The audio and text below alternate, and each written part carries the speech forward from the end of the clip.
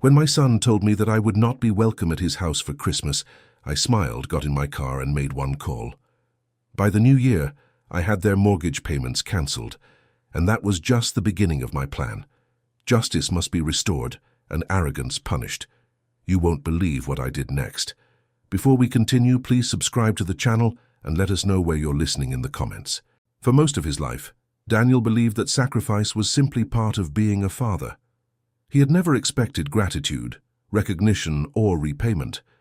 All he had ever wanted was stability for his family, something he and his late wife Maria had fought hard to build from nothing. Decades earlier, they had started with very little. Maria worked long hours cleaning homes while Daniel took construction jobs wherever he could find them. Their hands carried the marks of labor, and their savings grew slowly, dollar by dollar. Every decision they made revolved around one goal, giving their son Michael a future free from struggle. Michael grew up watching his parents work tirelessly.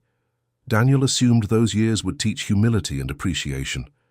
Instead, success shaped Michael differently. After graduating college and entering corporate life, Michael became increasingly concerned with appearances, neighborhoods, social circles, and status. Daniel noticed the change gradually. Conversations became shorter, visits less frequent, advice less welcome. Still, when Michael introduced Isabella, confident, elegant, and ambitious, Daniel tried wholeheartedly to embrace her. She came from a wealthier background, spoke with polished confidence, and carried expectations that quietly intimidated him. Maria, however, had always encouraged kindness above insecurity. She welcomed Isabella warmly, treating her like a daughter from the very beginning. For a while, everything seemed balanced. Then Maria passed away. Her death created a silence that never truly left Daniel's home. Without her warmth holding the family together, relationships began shifting in subtle but painful ways. Michael visited less often, usually arriving with excuses about work obligations or social commitments.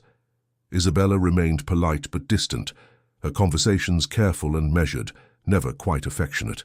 Daniel told himself grief affected everyone differently. A year later, Michael and Isabella decided to buy a house, one far beyond what their combined income could comfortably afford.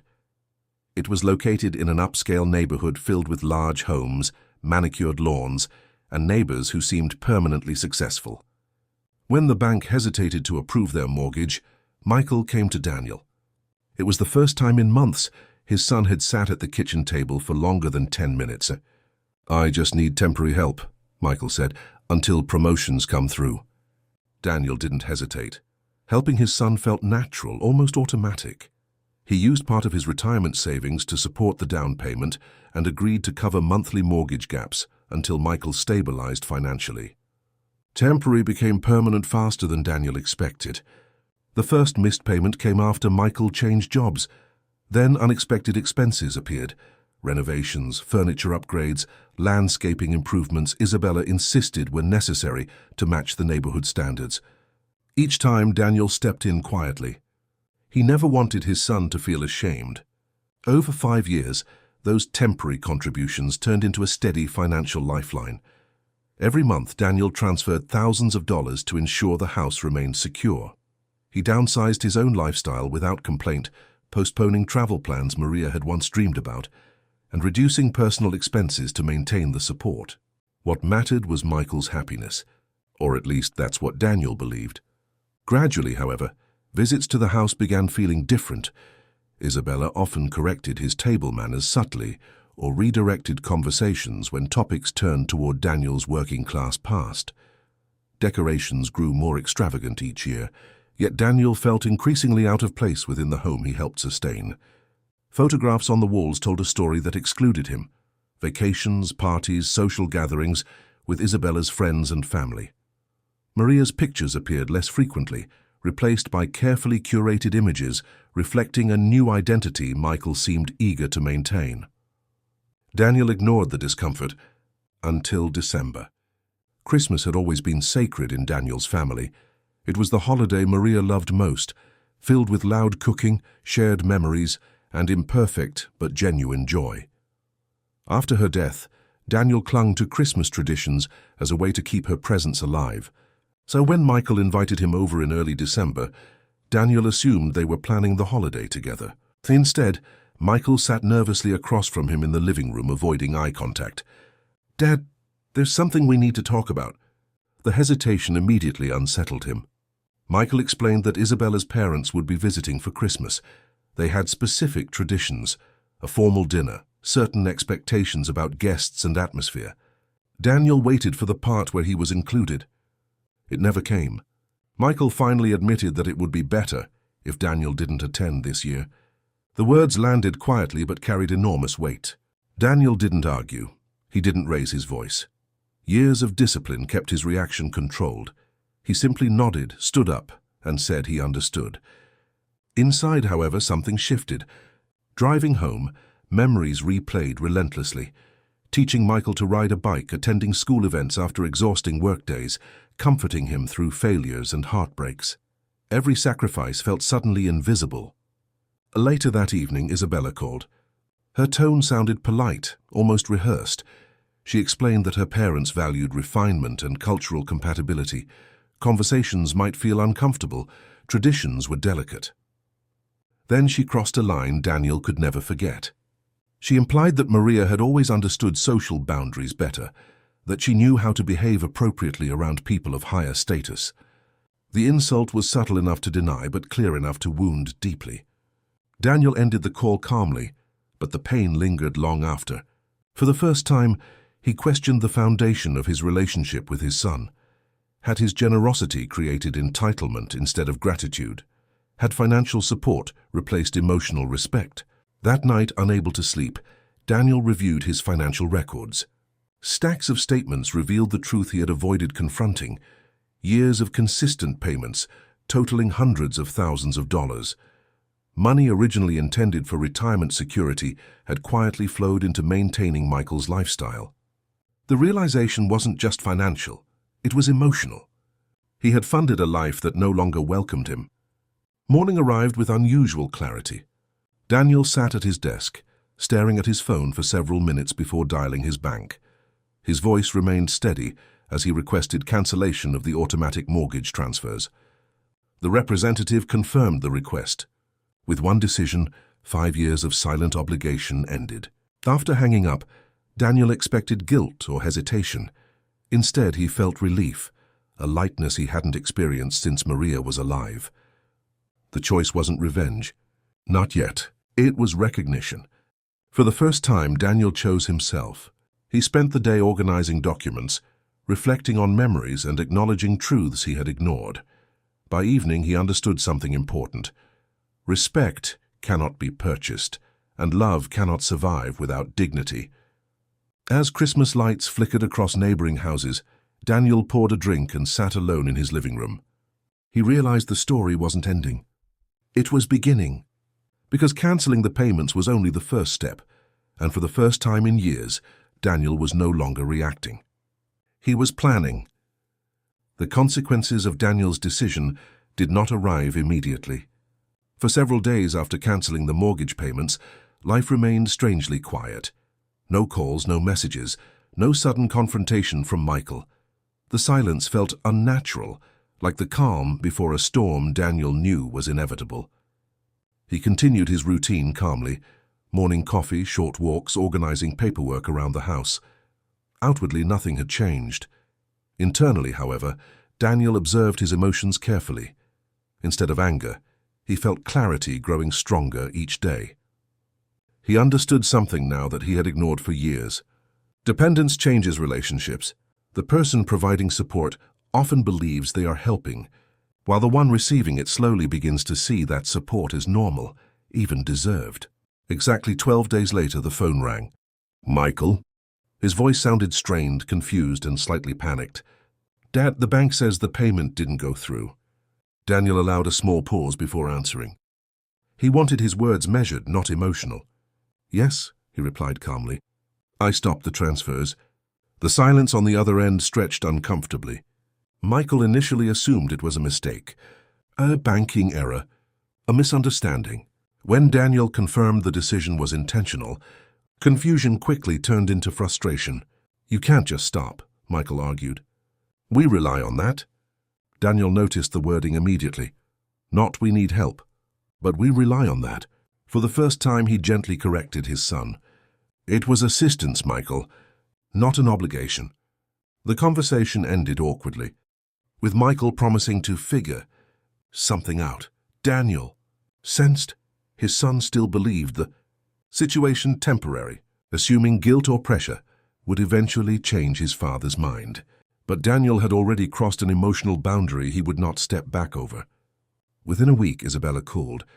Unlike Michael, she skipped confusion entirely and went straight to accusation. Her tone carried controlled irritation, masked behind politeness.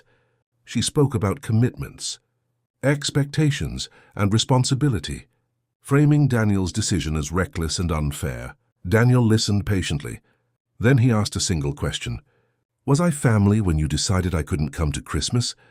The line went silent.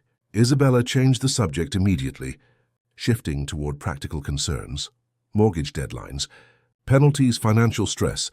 But Daniel heard what mattered most. There was no apology, no acknowledgement of hurt, only concern about consequences. That confirmed everything. Over the next month, pressure increased. Michael called repeatedly, sometimes calm, sometimes angry, sometimes pleading.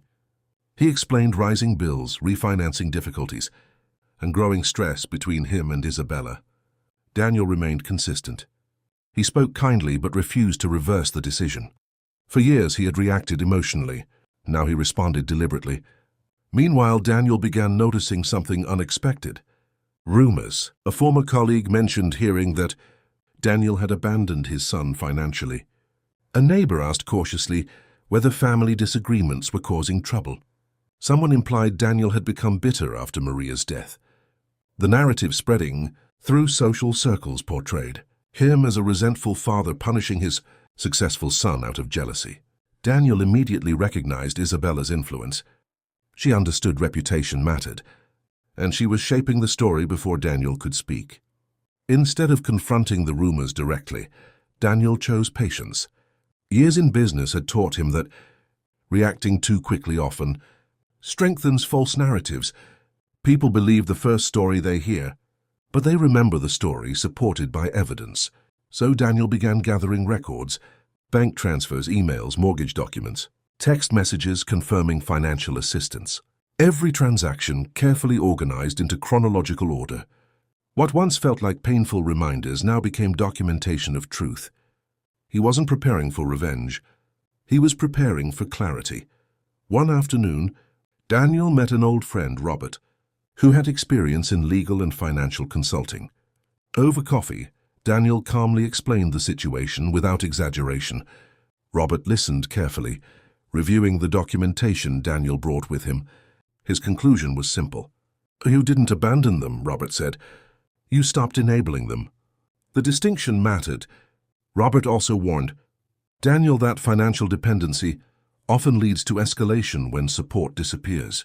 Desperation could push Michael and Isabella toward drastic measures, emotional manipulation, legal pressure, or public reputation attacks. Daniel left the meeting, understanding the situation had moved beyond family disagreement. It had become a conflict of perception. Soon after, a local newspaper published a small lifestyle feature highlighting Isabella's parents' upcoming holiday charity event.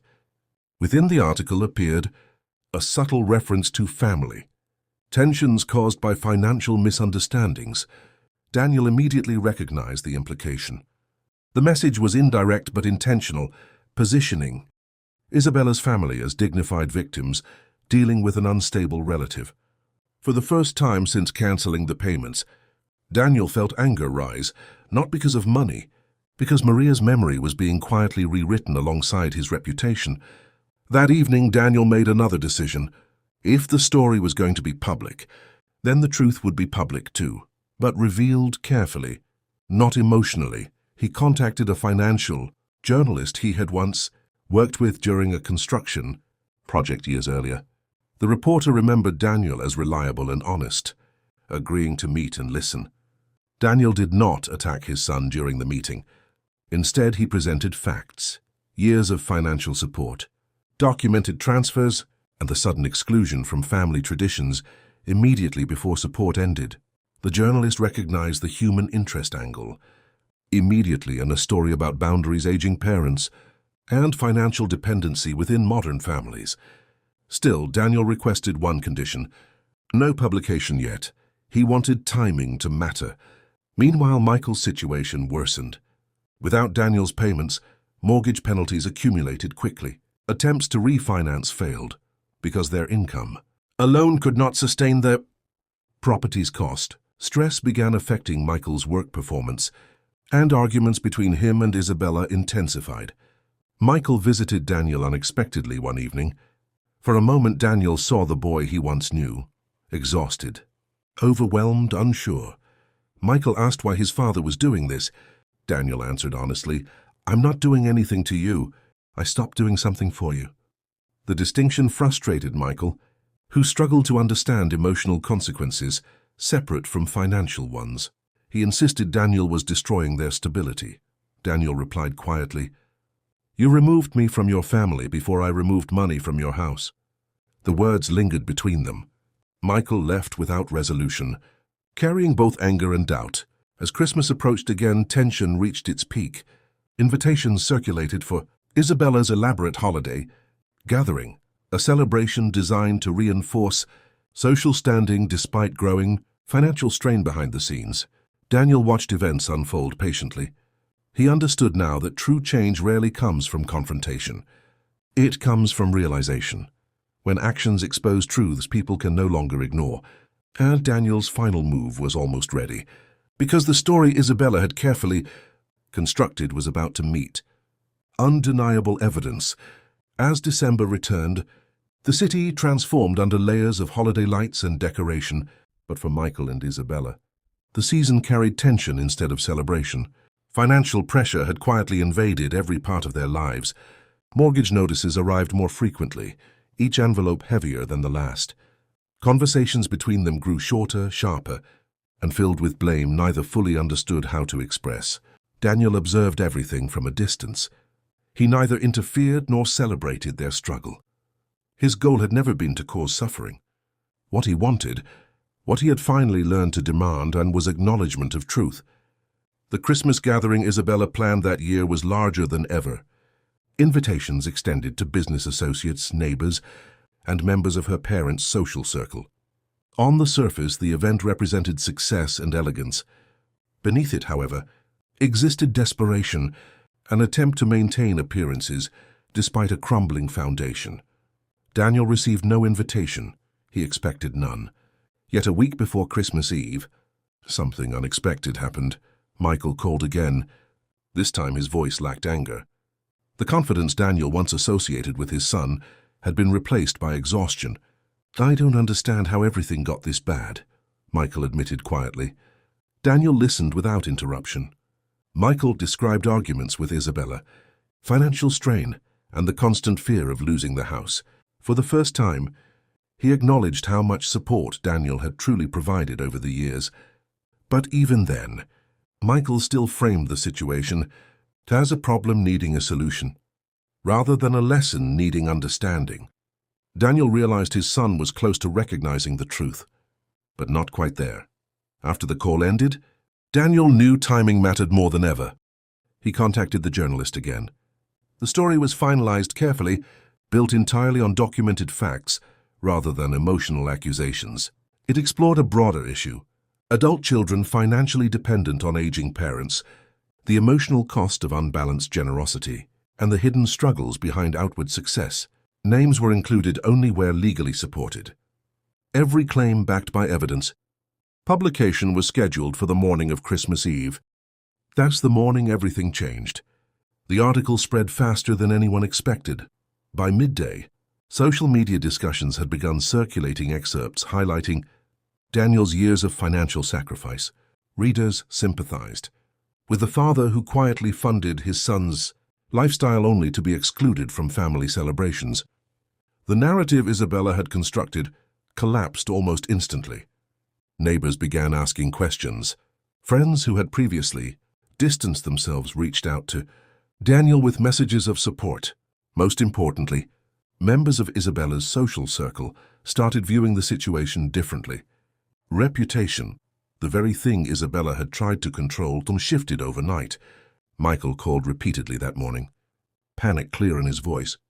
"Why would you make this public?" Daniel answered calmly, "I didn't attack you. So I told the truth." The distinction mattered again. For the first time, Michael stopped arguing. Instead, he asked something unexpected. "Were we really that unfair to you?" Daniel paused before answering. "Yes," he said gently, "but not intentionally.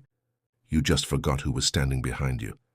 That evening, Isabella's carefully planned gathering proceeded, despite the growing controversy. Guests arrived politely, but carried curiosity with them. Conversations drifted toward the article, whispers replacing admiration. Isabella struggled to maintain composure. The confidence that once defined her interactions appeared strained. Every smile felt rehearsed. Midway through the evening, the doorbell rang. Michael opened it. Daniel stood outside. He had not come to confront anyone publicly. He wore a simple coat and carried no anger, only calm certainty. Michael hesitated before stepping aside, silently inviting him in. The room quieted as guests recognized him. Daniel greeted everyone politely, refusing dramatics.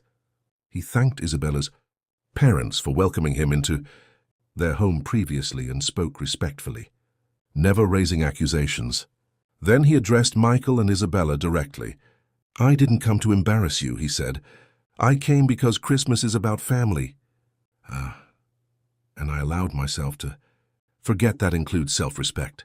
He explained calmly how years of financial help had never been meant as control or leverage. He had given freely because he loved them, but exclusion had forced him to recognize that generosity without boundaries eventually destroys relationships. Guests listened silently. There was no shouting, no revenge speech, only honesty spoken without bitterness. Isabella attempted to defend herself at first, explaining stress, expectations, and misunderstandings. But as Daniel described specific moments, cancelled invitations, dismissive conversations, subtle insults toward Maria's memory, her certainty faded. For the first time, she appeared genuinely reflective. Michael's reaction was different. He broke down emotionally, overwhelmed by the realization that his father had never demanded repayment, only respect. Years of dependency suddenly looked different through the eyes of accountability. "I thought success meant building something better than what we had," Michael admitted. "I didn't realize I was leaving you behind while doing it." Daniel placed a hand on his shoulder. "You weren't building something better," he said softly. "You were trying to prove you belonged somewhere else." The room remained silent, not from discomfort but recognition. Many guests saw pieces of their own families reflected in the conversation. Daniel made one final clarification. He would not resume mortgage payments, not as punishment, but as necessity. Michael and Isabella needed to rebuild their lives based on reality, rather than appearance. Within months, the house was sold. The decision was painful but unavoidable. Downsizing forced Michael and Isabella to confront financial limits honestly. For the first time, without constant external support, they learned budgeting, compromise and cooperation. Their marriage struggled initially but gradually stabilized as responsibility replaced expectation. Daniel's relationship with his son changed slowly. There were no instant reconciliations or dramatic apologies. Instead, small, consistent efforts rebuilt trust in weekly visits, shared meals, genuine conversations free from financial dependency. Most importantly, Michael began asking about Maria more often, reconnecting with memories he had unintentionally pushed aside. Daniel noticed humility returning to his son's character. As for Isabella, her transformation came quietly. Months later, she visited Daniel alone and offered a sincere apology, not for losing financial support, but for misunderstanding dignity. She admitted that fear of social judgment had influenced many of her decisions. Daniel accepted the apology without resentment. Forgiveness, he realized, did not require forgetting. It required understanding. The following Christmas looked very different. No extravagant decorations, no attempts to impress outsiders, just a modest dinner shared between family members who finally understood one another. Daniel brought Maria's old recipes. Michael helped cook. Isabella decorated the table simply but warmly. For the first time in years, Daniel felt included, not because of what he provided, but because of who he was. He understood now that boundaries do not destroy families. They reveal whether relationships are strong enough to survive honesty. And sometimes the greatest act of love is refusing to continue a pattern that quietly erases your own worth. Daniel had not taken revenge. He had restored balance.